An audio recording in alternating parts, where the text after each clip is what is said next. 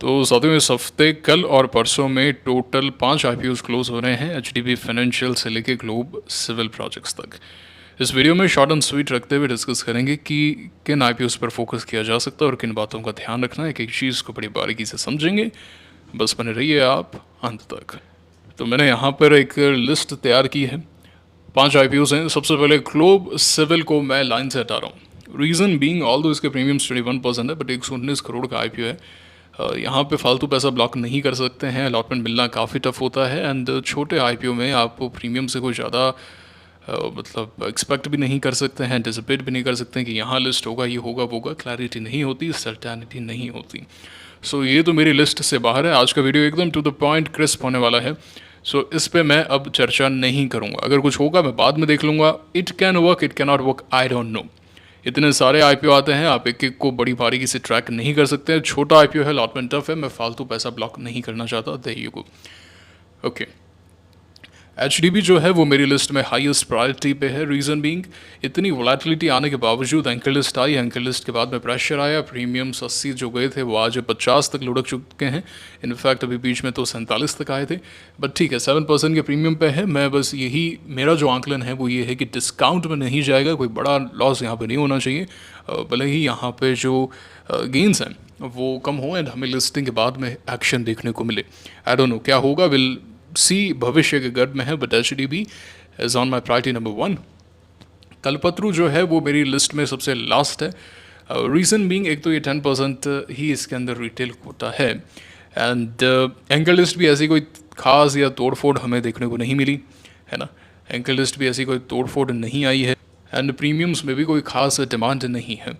तो जो एक सेंटिमेंट बन रहा है उसको देखते हुए कल्पतरू मेरी लास्ट लिस्ट पे कि भाई सब अप्लाई कर दिया, फिर पैसा बच गया तो हम यहाँ पे 1-2 लॉट लगा के देख लिए। बाकी it is not my on my list. बाद में होगा, कुछ एक्शन वगैरह होगा, मैं देख लूँगा। ठीक है ना, बाद में कोई बेस वगैरह बनेगा तो देखेंगे। तो इसे भी मैं एक तरीके से सॉर्ट ऑफ अवॉइड ही कर रहा हूँ। मुझे नहीं पता क्या है, मैंने इसका फंडामेंटल एनालिसिस नहीं किया है और मैं अभी इंटरेस्टेड भी नहीं हूँ। मैं जिस चीज़ में इंटरेस्टेड हूँ कि अभी सेंटिमेंट क्या है, अभी कहाँ पे low risk and good gains बन सकते हैं। ठीक है ना, यहाँ पे रिस्क अभी ज़्यादा है, हम लो रिस्क की बात कर रहे हैं।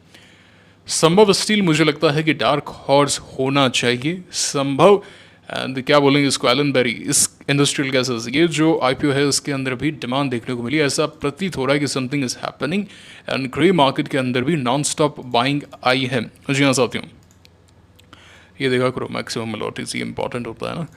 तो ऑल्दो ये आईपीओ भी छोटा आईपीओ, ऐसा कोई बड़ा आईपीओ नहीं है। बट इफ़ यू सी कि यहाँ पे म्यूचुअल फंड्स थोड़े से इंटरेस्टेड नज़र आए हैं एंड उसी के साथ में मैंने ये जो सेक्टर है वो मुझे थोड़ा सा पसंद आ रहा है। जिस सेक्टर से हर इंडस्ट्रियल गैसेस, इसका जो उपयोग है आज की डेट में हर जगह है गाइस, हर जगह उपयोग है इसका, हर इंडस्ट्री में है। एंड ग्रे मार्केट में डिमांड देखने को मिली है, ये हो गया। एंड उसी के साथ में संभव स्टील हो गया, ये भी लिस्ट के अंदर है। जी हाँ साथियों, जी हाँ, इसके अंदर भी डिमांड देखने को मिली है, समथिंग इज़ हैपनिंग। तो जो टारगेट लिस्ट है वो मैं आपको बता देता हूँ, इसकी भी एंकर लिस्ट बहुत अच्छी है, अच्छी एंकर लिस्ट है गाइस। कुछ अच्छे नाम हमें यहाँ पे देखने को मिल रहे हैं, तो ये एक है जिसे हम फोकस पे रख सकते हैं। लिस्टिंग पर मतलब 9:45 पर कहना कि भाई 20-30% बन जाएगा, इसके चांसेस तो अभी ऑलमोस्ट किसी में ही नजर नहीं आ रहे ऑनेस्टली स्पीकिंग। बट ये 3 है जो एकदम लोवेस्ट रिस्क पर हैं। बट हाँ, ये चीज़ है, अलॉटमेंट चाहिए। एचडीबी के अंदर ईजीएस्ट अलॉटमेंट होने वाला है। बाकी इन दोनों का साइज जैसा कि आप जानते हैं कि कम है, तो मैंने इनको अलॉटमेंट चांसेस की कैटेगरी में ही अरेंज किया है। संभव स्टील में जो अलॉटमेंट चांसेस हैं वो सबसे लीस्ट होने वाले हैं। तो अपने को अगर अलॉटमेंट चाहिए तो ठीक है, एचडीबी को टारगेट करें, देन एलन बेरी को, देन संभव स्टील को। एंड अगर यही मोर और लेस वो फिगर रहने वाला है। आप सेकंड और थर्ड में थोड़ा सा देख सकते हैं कि भाई ठीक है, आप थर्ड को प्रायोरिटी दे दीजिए या सेकंड को दे दीजिए, कुछ ज़्यादा फर्क पड़ने वाला है नहीं ऑनेस्टली स्पीकिंग, है ना। तो साइज वाकई में छोटा है ना आईपीओ का। एचडीबी है, बस यही है कि it should not go into discount. तो एक मोटा मोटी मैंने आपको 5 में से बता दिया, 3 कहाँ पे आपको फोकस करना है और सबसे ज़्यादा फोकस आपको कहाँ करना है। ठीक है, तो ये था आज का वीडियो। सबसे ज़्यादा ग्रे मार्केट में एक्टिविटी एचडीबी के अंदर ही है।